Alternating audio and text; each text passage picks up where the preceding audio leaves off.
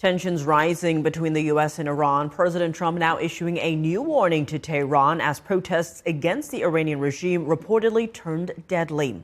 We now go live to NTD's Washington correspondent Mari Otsu at the North Lawn of the White House. Mari, good evening.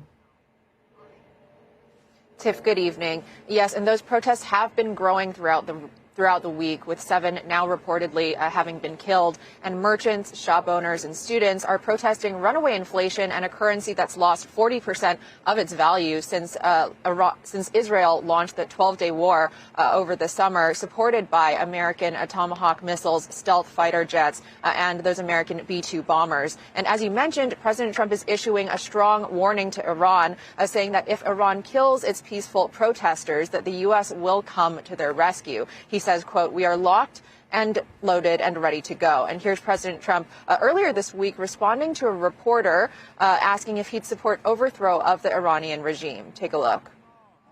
I'm not going to talk about overthrow of a regime. They've got a lot of problems in Iran. They have tremendous inflation.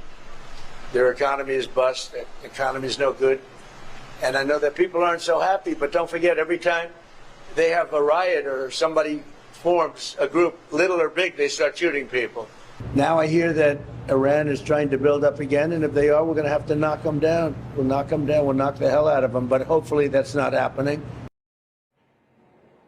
And Iranian officials are now responding to President Trump's statement, issuing a stern warning against U.S. intervention. Iran's national security chief saying on X that American interference would trigger, quote, disruption across the entire region and destruction of American interests. Tiff. A lot to look out for there for sure. Meanwhile, Mari, on Monday and Tuesday, Beijing mobilized its Army, Navy, air and rocket units for military drills around Taiwan. The U.S. State Department now responding. What is the latest on that?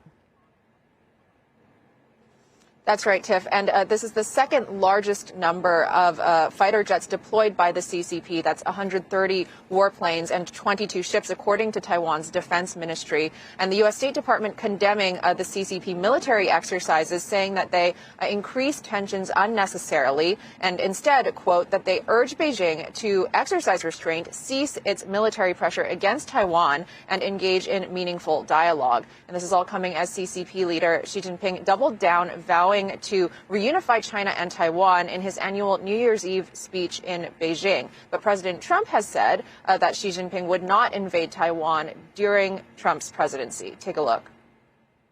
I know you have said that Xi Jinping wouldn't dare move militarily on Taiwan while you're in office. But what if he does?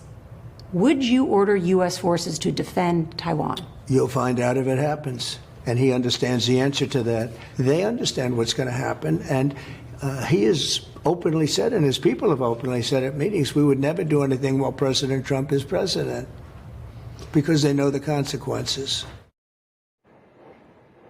And the drills are coming just days after Washington approved a record $11 billion arms deal with Taiwan, with President Trump set tonight to meet shortly with a U.S. ambassador to China, David Perdue, at his Mar-a-Lago estate. And meanwhile, President Trump has been staying busy in Palm Beach, signing an order today blocking a 2024 deal in which an American chips company, MCOR, sold its specialized chips business to HIFO, which is a U.S. registered firm controlled by a Chinese citizen. The order cites national security risks, retroactively prohibiting the transaction, and requires HIFO to divest the assets within 6 months. And sale of those assets must be approved by the U.S. government, with preference for buyers without ties to China. This move is just underscoring further efforts by the Trump administration to prevent critical semiconductor technology from falling into the hands of those that they believe could threaten national security risks. Tiff, back to you. All right, Mari, thanks for those updates.